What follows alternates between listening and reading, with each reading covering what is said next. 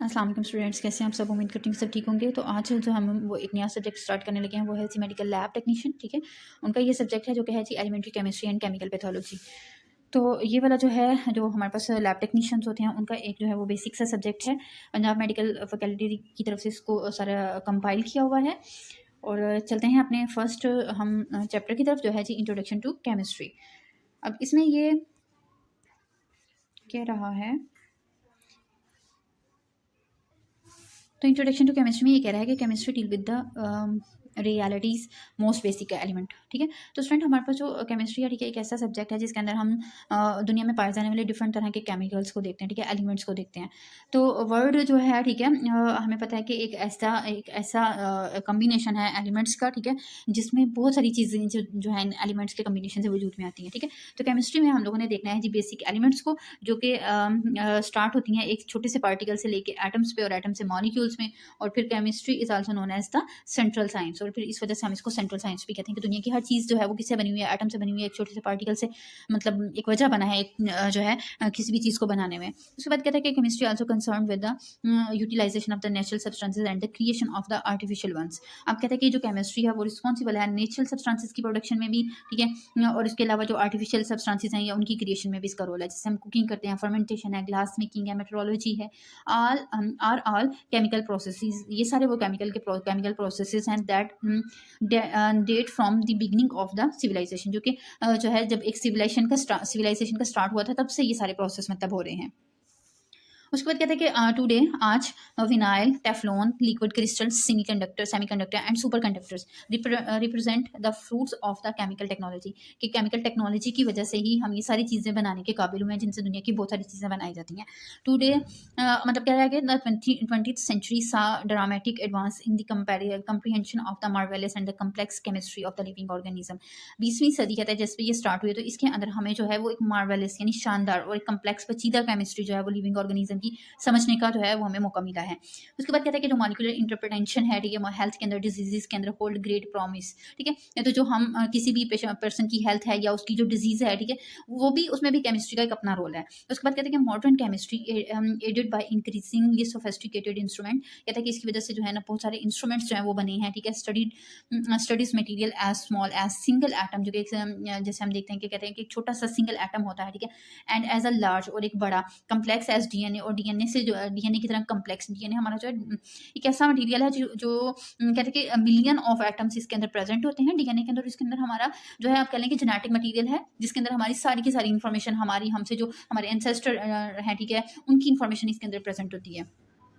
उसके बाद कहता है कि new substances can even be design to bear desired characteristic. ठीक है, कहता है कि न्यू सब्सटेंसेस को भी कहता है कि फिर हम जो है ना कुछ ऐसे न्यू सब्सटेंसेस भी बना रहे हैं जिसके अंदर जो है ना हमारी डिजायर्ड प्रॉपर्टीज होती हैं, कैरेक्टरिस्टिक्स होती हैं। ठीक है, एंड देन सिंथेसाइज, उनके अंदर फिर हम उनको सिंथेसाइज कर लेते हैं। यानी कि बहुत सारी चीज़ें ऐसी हैं जिनको हम अपने हिसाब से ढाल लेते हैं। जिस चीज़ की रिक्वायरमेंट होती है, जो प्रॉपर्टी हमें किसी इंस्ट्रूमेंट के अंदर, किसी मशीन के अंदर, हम वो उस हिसाब से उसको डिज़ाइन कर लेते हैं। उसके बाद कहते हैं कि the rate at which the chemical knowledge continue to accumulate is remarkable. कहते हैं कि जो केमिस्ट्री के अंदर जो नॉलेज है, ठीक है, वो रिमार्केबल है, ठीक है, बहुत नुमाया है। Over the time more than 8 lakh different chemical substances both natural and artificial have been characterized and produced. कहते हैं कि तकरीबन जो है हमारे पास वक्त के साथ साथ डिफरेंट तरह की जो केमिकल सब्सटेंसेस हैं, ठीक है, चाहे वो नेचुरल हैं चाहे वो आर्टिफिशियल हैं, उनको हम लोगों ने अपने हिसाब से कैरेक्टराइज किया और उनसे नई नई चीज़ें जो है वो बनाई हैं।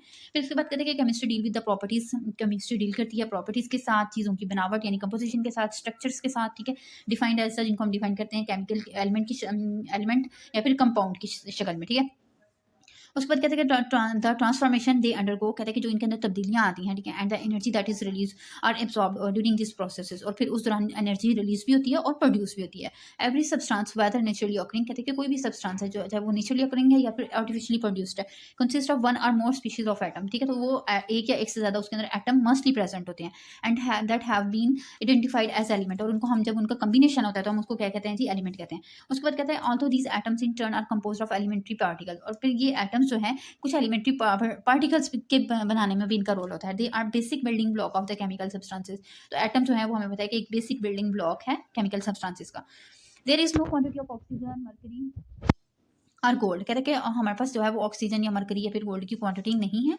For example smaller than an atom of that substance, कहते हैं कि मतलब इनकी जो एटम है, ठीक है, ये क्या है, स्मॉलर है। Chemistry therefore is concern not with the sub atomic domain but with the properties of the atom. कहता है कि जो है केमिस्ट्री एटम्स की प्रॉपर्टीज के साथ जो है वो रिलेट करती है, not with the sub atomic, यानी सब एटॉमिक पार्टिकल्स के साथ नहीं, लेकिन एटम्स के साथ जो है वो इसका रिलेशन जो है वो नुमाया होता है। एंड द लॉज और उन कानून पे गवर्निंग देयर कम्बिनेशन, या वो लॉज जिसके थ्रू जो है वो एटम कंबाइन होते हैं। How the knowledge of these properties can be use, कहते हैं कि हम इनका नॉलेज किस तरह से यूज कर सकते हैं to achieve the specific purpose. तो फिर इनके नॉलेज को हम यूज करके एक स्पेसिफिक पर्पस के थ्रू हम डिफरेंट चीज़ों को बनाते हैं, ठीक है, डिफरेंट अपनी डिज़ायर्ड की जो चीज़ें हैं उनको सिंथेसाइज कर रहे हैं, बना रहे हैं, ठीक है, प्रोड्यूस कर रहे हैं। उसके बाद कहते हैं setting between biology physics and the field of the chemistry sometime called the central science, ठीक है। कहते हैं कि बायोलॉजी और फिजिक्स भी है, लेकिन इसमें जो हम लोग केमिस्ट्री की फील्ड है उसको सेंट्रल साइंस भी कहते हैं। The branch of the science deal with the most basic element of the reality, कहता है कि ये हमारे पास एक ऐसा ब्रांच है जो कि रियलिटी की जो मोस्ट बेसिक एलिमेंट है रियलिटी के, वो इसके अंदर प्रेजेंट होते हैं, such as fundamental particle are the complex world of the living organism but in between the word of atom molecule and the chemical processes. कहते हैं कि इसके अंदर हम मतलब वर्ड की जो लिविंग ऑर्गेनिज्म है, ठीक है, जो बेशक कम्प्लेक्स हैं, एक से फंडामेंटल पार्टिकल्स के बने हुए हैं, ठीक है, लेकिन वो अल्टीमेटली बने किसके होते हैं, एटम या मॉलिक्यूल या फिर किसी भी केमिकल प्रोसेसेस के, और वो कहाँ पे आते हैं जी हाँ, अल्टीमेटली केमिस्ट्री के अंदर ही इनको देखा जाता है। फिर इसके बाद कहते हैं कि chemistry is a study of the matter, matter की स्टडी है, एनालाइजिंग योर स्ट्रक्चर, इसका स्ट्रक्चर एनालाइज किया जाता है, प्रॉपर्टीज देखी जाती हैं, and behaviour to see what happen, और इनके बिहेवियर को चेक किया जाता है कि क्या होता है when they change in chemical reaction, जब इनके केमिकल रिएक्शन चेंज करते हैं, यानी एक सब्सटेंस को दूसरे सब्सटेंस में या केमिकल को दूसरे केमिकल के साथ मैच किया तो तब क्या हुआ, या फिर दूसरे केमिकल को किसी और केमिकल के साथ हम लोगों ने रिएक्शन करवा के देखा तो उस कंडीशन में क्या जो है सिचुएशन होगी। As such it can considered a branch of the physical science, कहते हैं कि ये भी फिजिकल साइंस की एक ब्रांच है, along side astronomy physics and earth sciences including geology. कहते हैं कि जैसे फिजिकल साइंसेज में एस्ट्रोनॉमी भी आती है, फिजिक्स भी आती है, अर्थ साइंसेज भी आती हैं, तो ये फिजिकल साइंस के अंदर ही आती है। And what an important area of the chemistry is understanding of the atom, ठीक है, केमिस्ट्री का एक इंपॉर्टेंट एरिया है जिसमें हम एटम को देखते हैं, डिटरमाइन करते हैं हाउ दे रिएक्ट, ये किस तरीके से रिएक्ट करते हैं। In turn out reactivity is often largely mediated by the electron, ठीक है, कहते हैं कि जो रिएक्टिविटी होती है, यानी एटम जो एक दूसरे के साथ रिएक्ट करते हैं, वो किसकी वजह से होता है वो इलेक्ट्रॉन की वजह से होता है, जो कि एटम के ऑर्बिट में जो है वो रिवॉल्व कर रहे होते हैं। And the way these are exchanged and share to create the chemical bond, और फिर सारी बातें जब भी स्टूडेंट केमिकल रिएक्शंस होते हैं तो एटम्स जो होते हैं वो अपने इलेक्ट्रॉन या तो शेयर करते हैं, ठीक है, या एक्सचेंज मतलब कर रहे होते हैं, फिर एक केमिकल बॉन्ड बनता है, और ये बॉन्ड डिफरेंट तरह के बॉन्ड होते हैं। इसको हम इंशाल्लाह आगे देखेंगे टॉपिक्स में। आगे आ जाता है जी, ये तो खैर इंट्रोडक्शन था, ठीक है स्टूडेंट, आपने इसको जो है देख लेना है स्कोप ऑफ केमिस्ट्री की डेफिनेशन और केमिस्ट्री के स्कोप के साथ, ठीक है, या एप्लीकेशंस ऑफ केमिस्ट्री के तौर पे भी आप जो है ना इसको देख सकते हैं। उसके बाद आ जाता है जी branches of the chemistry. Chemistry has now separate into many branches, chemistry कहते हैं कि डिफरेंट ब्रांचेस हैं, जैसे कि एनालिटिक केमिस्ट्री के might measure the traces of the compound in ancient poetry to discern that people were eating thousands of year ago.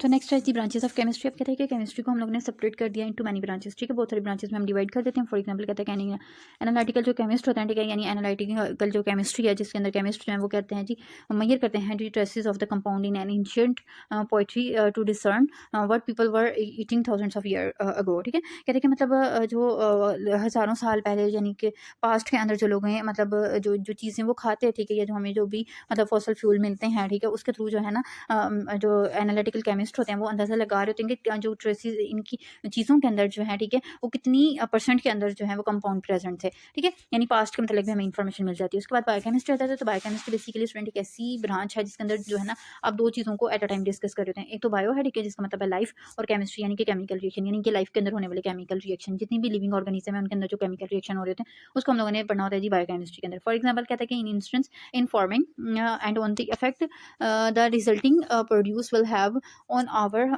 Bodies metabolism, कहते हैं कि जैसे फॉर्मिंग की बात करते हैं, किसी चीज़ का बनना है, ठीक है, उसके जो रिजल्ट हैं, ठीक है, will produce have on our body metabolism, और उसके हमारी बॉडी के मेटाबॉलिज्म के ऊपर भी इफेक्ट्स हमें देखने को मिलते हैं। कहते हैं कि ये एक्सप्लेन करता है the process that occur in the molecules and the cells, यानी कि बॉडी के अंदर जो सेल्स हैं, जो बन रहे हैं, जो मॉलिक्यूल्स हैं, इनके अंदर जो प्रोसेस हो रहे हैं, केमिकल रिएक्शन हो रहे हैं, उनको भी स्टडी किया जाता है, ठीक है।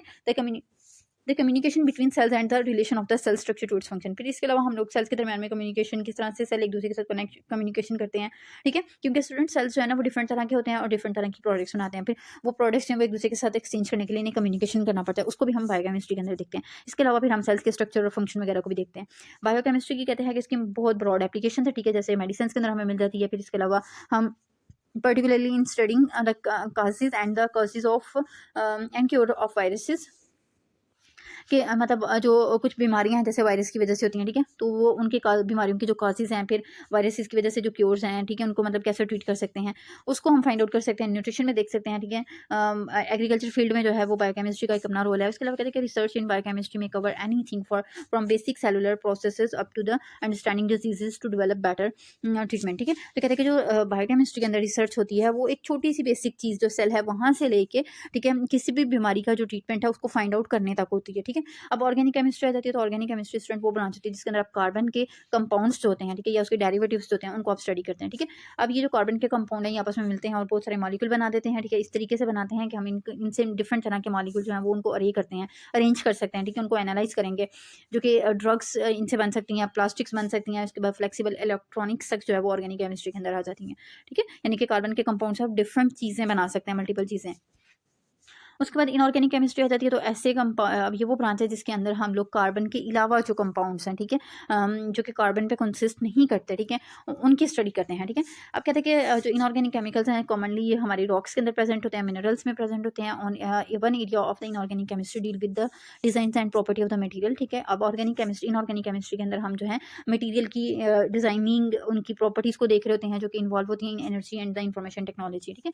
एनर्जी प्रोडक्शन में या इंफॉर्मेशन टेक्नोलॉजी की फील्ड में जो है जो मटेरियल यूज़ होता है, ठीक है, उसकी डिजाइनिंग प्रॉपर्टीज़ वगैरह देखी जाती हैं। इसके अलावा कहते हैं कि जो इनऑर्गेनिक केमिस्ट्री है, ठीक है, इसकी मल्टीपल जो है प्रैक्टिकल एप्लीकेशन होती हैं, जिसके अंदर जो हमारे पास फर्टिलाइजर की प्रोडक्शन आ जाती है, यानी खादे बनाना, सर्फेक्टेंट या पिगमेंट्स बनाना, डिफरेंट तरह के पिगमेंट, यानी कि ये पेंट वगैरह की जो चीज़ें होती हैं, ठीक है, वॉल्स हैं, ठीक है, फर्निश करने के लिए, ठीक है, इस तरह की जो चीज़ें होती हैं उनको उसमें जो है इनऑर्गेनिक केमिस्ट्री का एक अपना रोल होता है। इसके अलावा कहते हैं कि is also applied in the field of the chemical and the pharmaceutical production. इसके अलावा इनऑर्गेनिक केमिस्ट्री को भी हम लोग जो है वो फार्मास्यूटिकल प्रोडक्शन में देख सकते हैं, केमिकल बनाने में देख सकते हैं।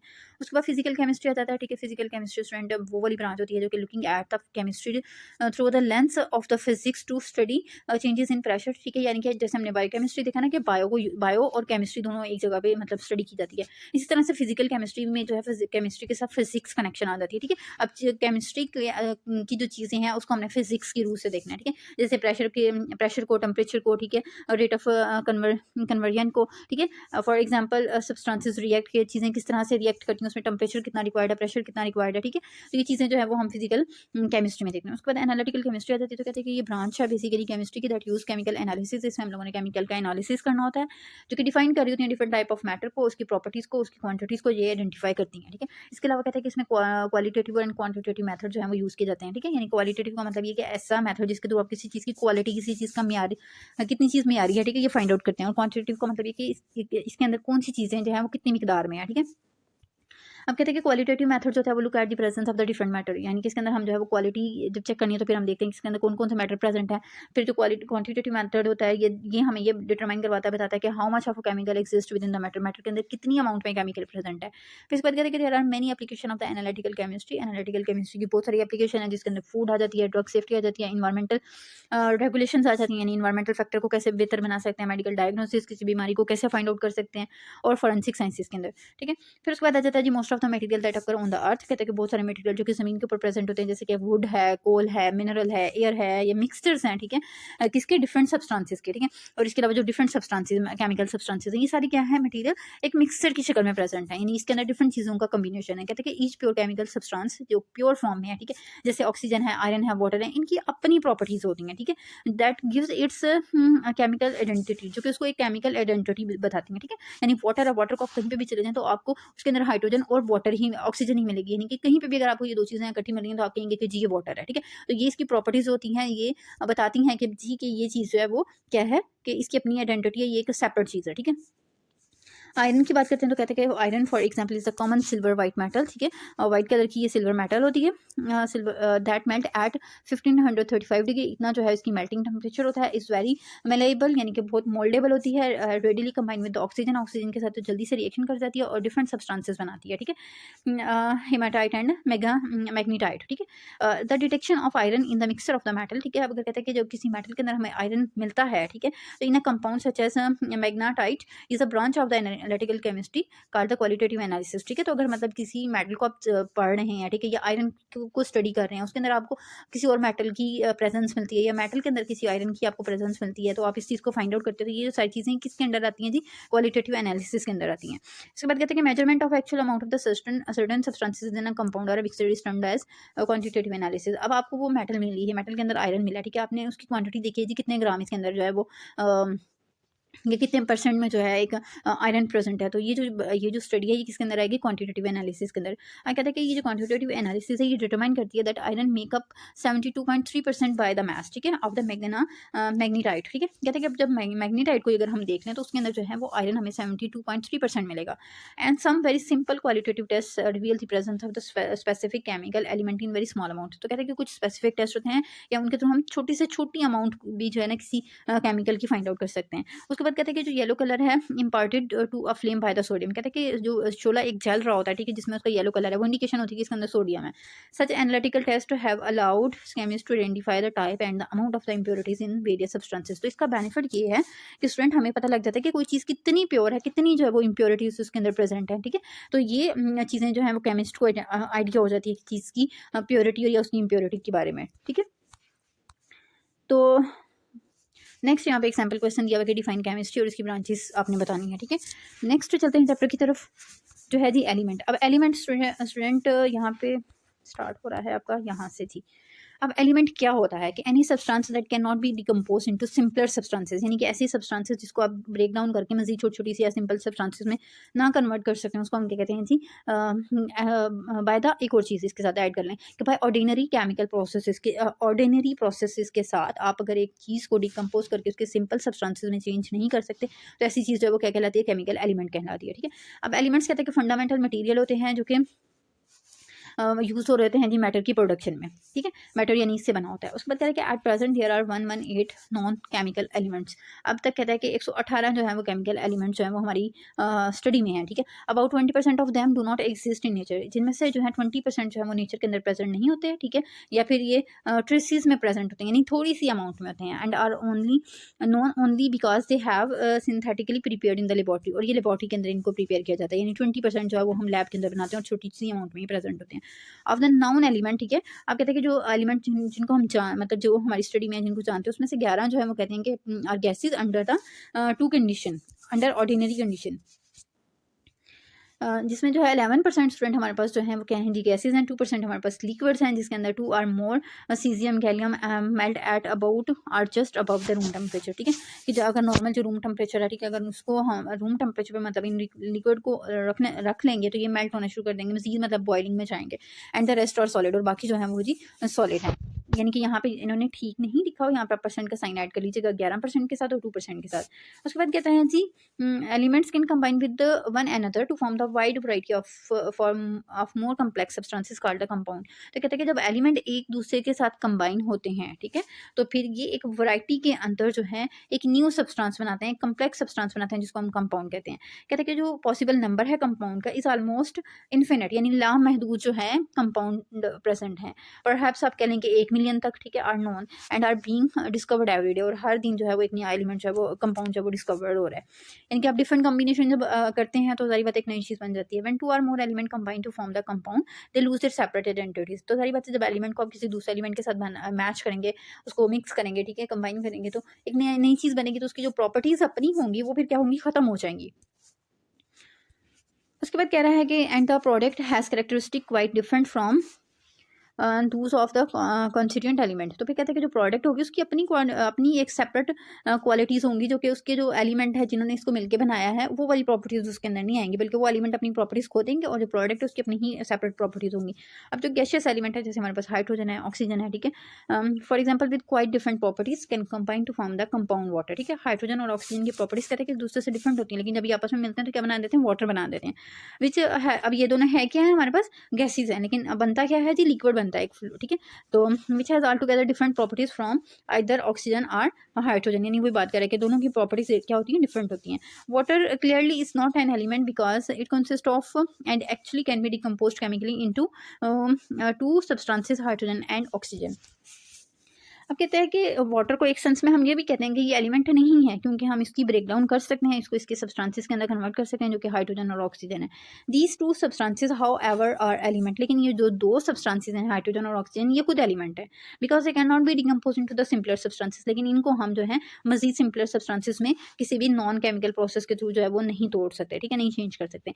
Most sample of naturally occurring matter are physical mixture of compound, sea water are the most common of which is sodium chloride और टेबल सॉल्ट। ठीक है, आप कहते हैं कि जो नेचुरली प्रेजेंट है, ठीक है, वाटर है, ठीक है, या कंपाउंड का जो मिक्सचर है वो हमारे पास सी वाटर है, ठीक है, जिसके अंदर जो है सोडियम क्लोराइड जो है, ये टेबल सॉल्ट जो है वो एक अमाउंट में प्रेजेंट होता है। नेक्स्ट कह रहा है जी, अब आगे जो बात कर रहा है वो कह रहा है कि जो एलिमेंटल सब्सटेंसेस हैं, यानी एलिमेंट है, वो किसके बने होते हैं, एटम के बने होते हैं। एटम कहता है कि खुद एक कम्प्लेक्स स्ट्रक्चर होता है, ठीक है, जिसके अंदर एक या एक से ज़्यादा जो है वो मल्टीपल जो है वो कहेंगे फंडामेंटल पार्टिकल्स जो है वो प्रेजेंट होते हैं, जिसमें प्रोटॉन होता है, न्यूट्रॉन होता है और इलेक्ट्रॉन आ जाता है। अब कहते हैं कि किसी भी एटम के अंदर एक स्मॉल सा न्यूक्लियस होता है, छोटा सा एक न्यूक्लियस होगा जो कि सेंटर में लाई करता है, इसके अंदर जो है न्यूक्लियस के अंदर जो है वो प्रोटॉन और न्यूट्रॉन होते हैं, ठीक है, जो कि सराउंड कर रहे होते हैं by a cloud of the electron. ठीक है, इलेक्ट्रॉन इनकी सराउंडिंग में होता है। जैसे कि अगर किसी एटम का स्ट्रक्चर स्टूडेंट डिस्कस करें तो ये ऐसे दरमियान में क्या होता है जी, हमारे पास जो है न्यूक्लियस होता है, ठीक है, न्यूक्लियस के इर्द गिर्द ऐसे शेल बने होते हैं, ठीक है। अब ये जो न्यूक्लियस है, ठीक है, इसके अंदर हमारे पास प्रोटॉन और न्यूट्रॉन होते हैं, ठीक है, प्रोटॉन की वजह से इसके ऊपर पॉजिटिव हम चार्ज कंसीडर करते हैं। उसके बाद यहाँ पे शेल्स के अंदर जो है ना वो इलेक्ट्रॉन रिवॉल्व कर रहे होते हैं, ठीक है। तो ये जो इलेक्ट्रॉन है ये नेगेटिवली चार्ज होते हैं और सेंटर में जो है वो न्यूट्रॉन के ऊपर कोई चार्ज नहीं होता, और जो प्रोटॉन है उसके ऊपर पॉजिटिव चार्ज होता है, वो न्यूक्लियस में प्रेजेंट होता है। ये ओवरऑल स्ट्रक्चर जो है हमारे पास एटम का होता है, ठीक है। उसके बाद कहते हैं कि the fundamental properties of these sub atomic particle, यानी ये जो इलेक्ट्रॉन, प्रोटॉन और न्यूट्रॉन है, इनको हम सब एटॉमिक पार्टिकल कहते हैं, ठीक है। इनके अपने वेट हैं, इनके अपने इलेक्ट्रिकल चार्जेस हैं। जैसे प्रोटॉन है, इसके ऊपर पॉजिटिव चार्ज होता है और इलेक्ट्रॉन जो है नेगेटिव चार्ज करता है, और न्यूट्रॉन के ऊपर कोई भी चार्ज नहीं होता, इसको हम जो है वो न्यूट्रल कहते हैं, ठीक है। इसके बाद कहते हैं कि जो एक एटम का डायमीटर है वो अबाउट 10⁻⁸ सेंटीमीटर है, इस 10,000 times larger than that of its nucleus. कहते हैं कि अगर हम एटम के डायमीटर की बात करें तो अपने जो जो उसका न्यूक्लियस है उससे ये 10,000 गुना बड़ा होता है, यानी न्यूक्लियस का जो भी साइज है ना, ठीक है, वो उससे 10,000 गुना जो है वो बड़ा होता है। फिर उसके बाद कहते हैं कि न्यूट्रॉन एंड प्रोटॉन, उनको कलेक्टिवली हम न्यूक्लियंस कहेंगे, ठीक है, न्यूट्रॉन और प्रोटॉन की कॉम्बिनेशन को न्यूक्लियन कहेंगे। और इनका भी जो कहते हैं कि रिलेटिवली वेट जो होता है, मतलब हम कंसीडर कर लेते हैं 1 एटॉमिक मास यूनिट, ठीक है। अगर आपने इसका वेट बताना है तो उसको हम क्या कहते हैं जी, एटॉमिक मास यूनिट में बताते हैं। जैसे कि कहते हैं कि where's an electron in is only about 1/2000 as heavy, ठीक है, कि जैसे कि अगर किसी इलेक्ट्रॉन का वेट बताना है तो हम इसको कहते हैं जी ये 1/2000 टाइम हैवी है, ठीक है।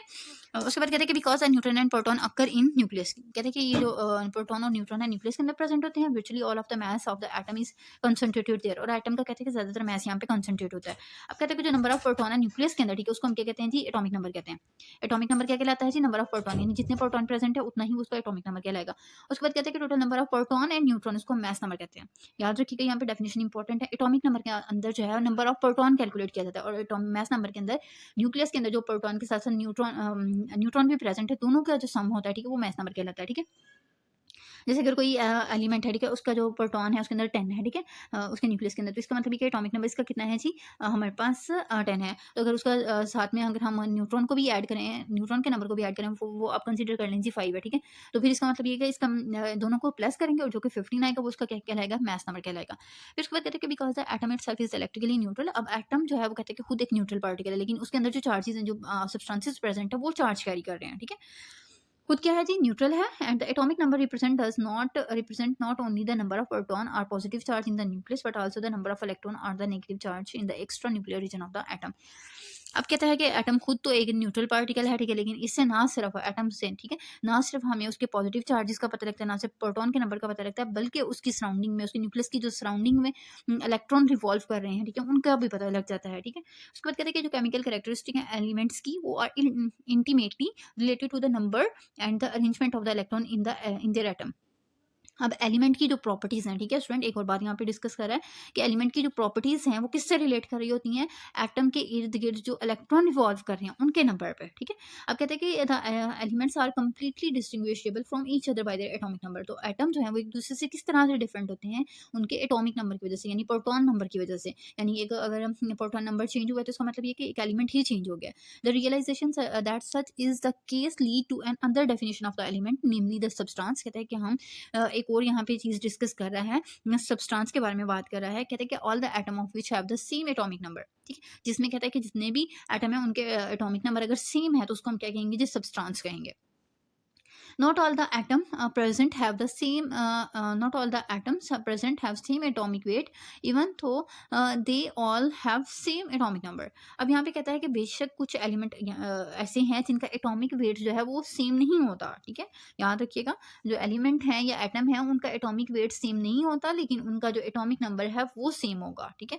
एटॉमिक नंबर सेम है लेकिन एटॉमिक वेट जो है वो सेम नहीं होता, क्योंकि एटॉमिक नंबर स्टूडेंट डिपेंड करता है जी प्रोटॉन नंबर पे, और जो एटॉमिक वेट है, ठीक है, उसके अंदर फिर हम लोगों ने जो है उसका प्रोटॉन, इलेक्ट्रॉन और जो है न्यूट्रॉन वगैरह को भी देखना होता है। उसके बाद कहता है कि such situation can occur only if the atom have different number of neutron in their nuclei.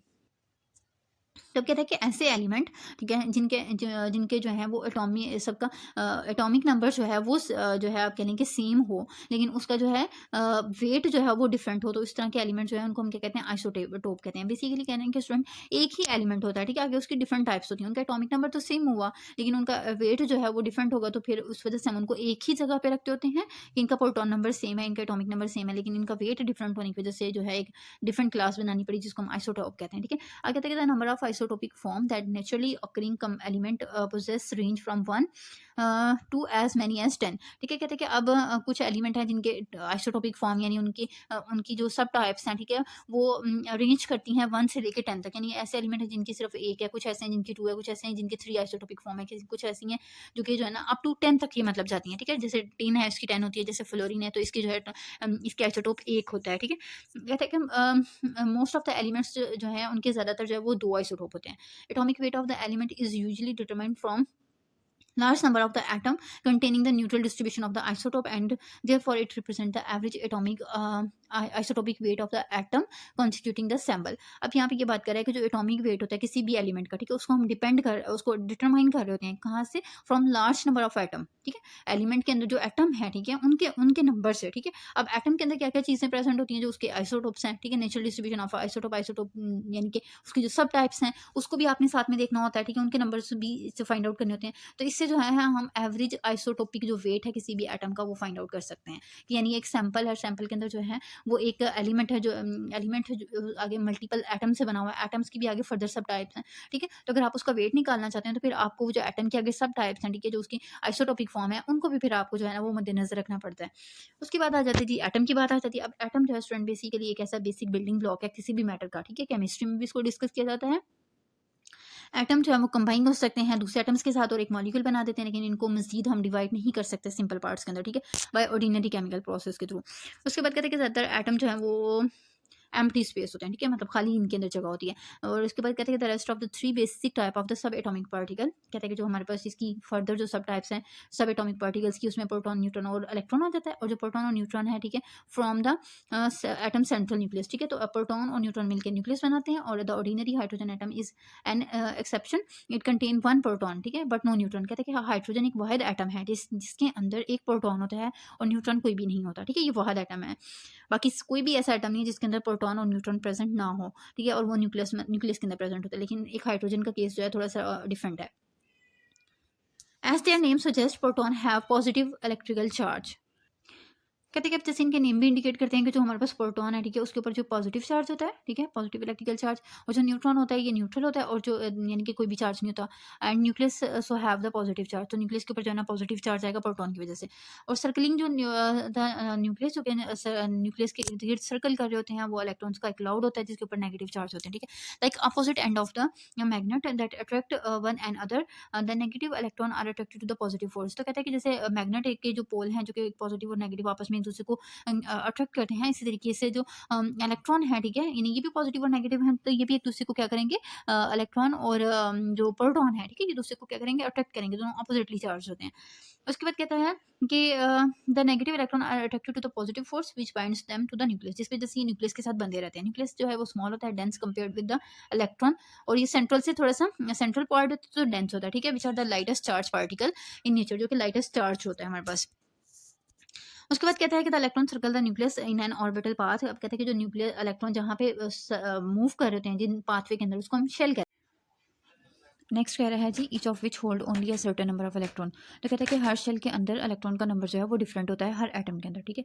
An ordinary neutral atom has an equal number of proton in the nucleus and electron surrounding the nucleus. कहते हैं कि अगर एक neutral atom की बात करें तो उसके अंदर जो नंबर ऑफ प्रोटॉन और इलेक्ट्रॉन का नंबर जो है वो सेम होता है, ठीक है। इलेक्ट्रॉन प्रोटॉन जो कि उसके न्यूक्लियस के अंदर होते हैं और इलेक्ट्रॉन जो कि उसकी सराउंडिंग में होते हैं, न्यूक्लियस की सराउंडिंग में होते हैं, ठीक है। तो दोनों का जो है प्रोटॉन और न्यूट्रॉन इलेक्ट्रॉन का नंबर सेम होता है, ये बात याद रखिएगा। Positive and negative charges are balanced, ठीक है। उसकी एक रीज़न ये है कि सारी बातें जितने पॉजिटिव चार्ज हैं उतने ही नेगेटिव चार्ज होंगे, तभी एक स्ट्रक्चर बैलेंस होगा। Some atom however lose or gain electron in chemical reaction or in collision with other particles. तो कहता है कि जब कोई केमिकल रिएक्शन होता है या पार्टिकल्स जो हैं वो एक दूसरे के साथ कोलाइड करते हैं, तो उस कंडीशन में वो इलेक्ट्रॉन को जो है वो लूज भी करते हैं, गेन भी करते हैं। Ordinary atom that either gain और lose electron are called ions. तो जब एक एटम में से स्टूडेंट की बात याद रखिएगा, एक कोई भी वो इलेक्ट्रॉन को गेन करे या लॉस करे, ठीक है, या अपना इलेक्ट्रॉन दे दे या किसी से ले ले, तो उसके बाद वो जो है वो आइन बन जाता है, ठीक है, फिर वो एटम नहीं रहेगा। उसके बाद कहते हैं कि neutral atom lose an electron. अगर कोई एटम जो है वो अपना इलेक्ट्रॉन लूज करता है, दे देते हैं, तो वो पॉजिटिव आयन बन जाता है, ठीक है। और अगर कोई इलेक्ट्रॉन गेन करता है, ठीक है, यानी कि कोई एटम है, कोई दूसरा एटम है, उसने इलेक्ट्रॉन गेन कर लिए हैं, तो वो क्या बन जाएगा, नेगेटिव आयन बन जाएगा। अब जैसे स्टूडेंट सोडियम क्लोराइड की एग्जांपल ले लेते हैं। अब सोडियम क्लोराइड जिसको हम कॉमन सॉल्ट कहते हैं, इन सोडियम और क्लोराइड के दरमियान में जब रिएक्शन होता है तो सोडियम क्या करता है कि अपना एक इलेक्ट्रॉन क्लोरीन को दे देता है। अब सोडियम ने इलेक्ट्रॉन दिया है, ठीक है, सोडियम एटम ने इलेक्ट्रॉन दिया है, जब वो देगा तो वो क्या बन जाएगा, पॉजिटिव आयन बन जाएगा, और क्लोरीन जिसने इसको एक्सेप्ट किया है वो नेगेटिव आयन बन जाएगा। These basic subatomic particles, proton, neutron, and electron, are themselves made up of smaller substances, ठीक है। आप कहते हैं कि जो इलेक्ट्रॉन, प्रोटॉन, न्यूट्रॉन है, जो कि सब एटॉमिक पार्टिकल्स हैं, ये छोटी छोटी चीज़ों के बने होते हैं, इन सब्सटेंसेस के बने होते हैं, जिनको हम क्वार्क्स एंड लेप्टॉन्स कहते हैं, ठीक है।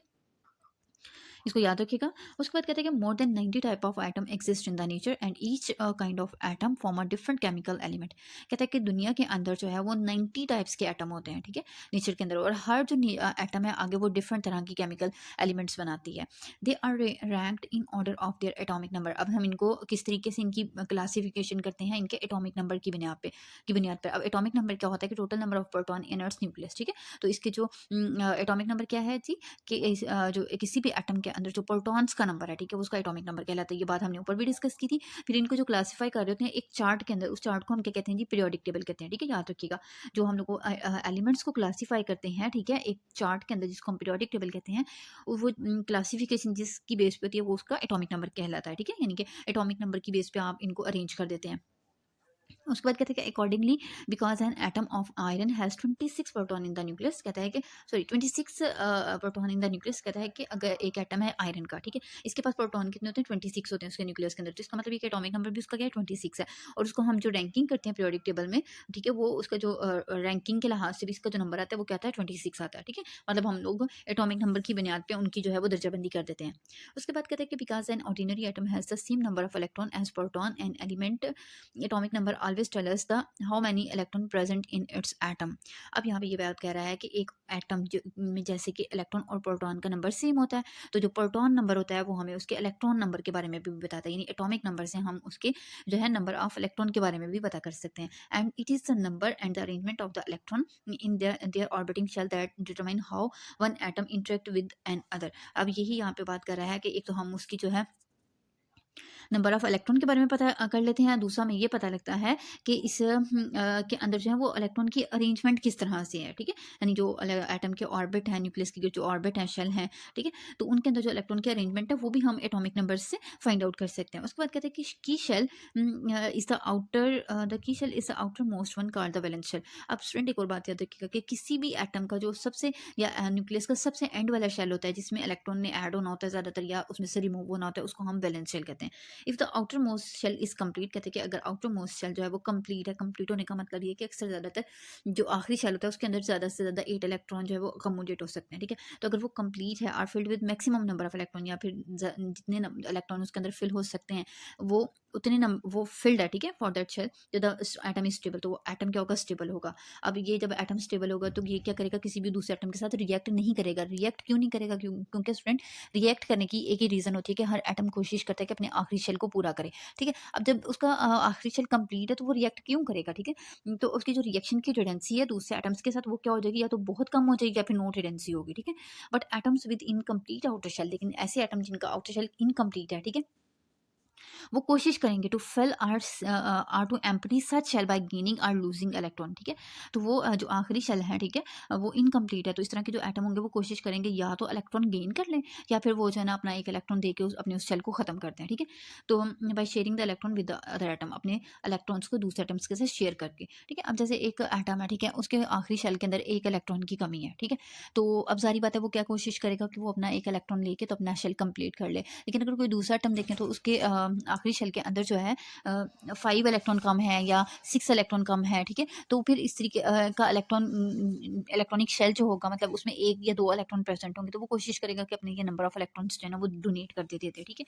This is the basis of an atom, atoms chemical activity, कहते हैं कि ये जो बेसिकली इलेक्ट्रॉन के जो वैलेंस शेल है, ठीक है, एटम के, ये जो है वो एक केमिकल एक्टिविटी की बुनियाद है, ठीक है। यानी कि इससे हमें आइडिया हो रहा है कि ये एटम जो है वो रिएक्ट करेगा या नहीं करेगा, इसका रिएक्शन किस तरह का होगा। Atom that have same number of electron in the outer shall have similar chemical properties. तो यहाँ पे एक और बात कह रहा है कि ऐसे एटम जिनका आखिरी शेल के अंदर नंबर ऑफ इलेक्ट्रॉन सेम है तो उनकी केमिकल प्रॉपर्टीज भी क्या होंगी, सेम होंगी, ठीक है। Electron contribute only a teeny part to the mass of the atomic structure. However, they play an important role in the chemical reaction. कहते हैं कि इलेक्ट्रॉन जो होते हैं ना, मतलब एक स्ट्रक्चर बनाने में, एटम का स्ट्रक्चर बनाने में उनका एक छोटा सा रोल होता है, टीनी पार्ट होता है ये, मतलब उसके स्ट्रक्चर में, एटम के स्ट्रक्चर में इनका टीनी पार्ट होता है ये। कहते हैं लेकिन एक इंपॉर्टेंट रोल होता है केमिकल रिएक्शन के अंदर, ठीक है, दैट क्रिएट्स द मॉलिक्यूल। जब रिएक्शन होता है तो मॉलिक्यूल बनते हैं, ठीक है। For most purpose the atomic weight can be thought as the number of proton plus the number of neutron. तो कहते हैं कि ज़्यादातर हम यही कंसिडर करते हैं एटम के वेट के लिए कि नंबर ऑफ प्रोटॉन और जो नंबर ऑफ न्यूट्रॉन है वो एटॉमिक वेट कहलाता है, ठीक है। Because the number of neutron in an atom can very, कहते हैं कि जो नंबर ऑफ न्यूट्रॉन है वो वेरी करता है, हर एटम के अंदर डिफरेंट होता है। There can be several different atomic weight for most element, कहता है कि एक ही एलिमेंट के लिए या ज़्यादातर एलिमेंट के जो है आगे जो सब टाइप्स होती हैं, ठीक है, जैसे आइसोटोपिक जो आइसोटोप्स होते हैं, ठीक है, इनके अंदर जो है ना एटॉमिक वेट क्या होता है, सबका डिफरेंट होता है बेशक वो एक ही एलिमेंट है या एक ही एटम है, लेकिन उसका जो आगे आइसोटोप है जिसकी वजह से उसका फिर एटॉमिक वेट है वो क्या हो जाता है, डिफरेंट हो जाता है। एटॉमिक वेट डिफरेंट होने की वजह यही है कि उसके अंदर जो नंबर ऑफ न्यूट्रॉन है वो वेरी कर जाते हैं।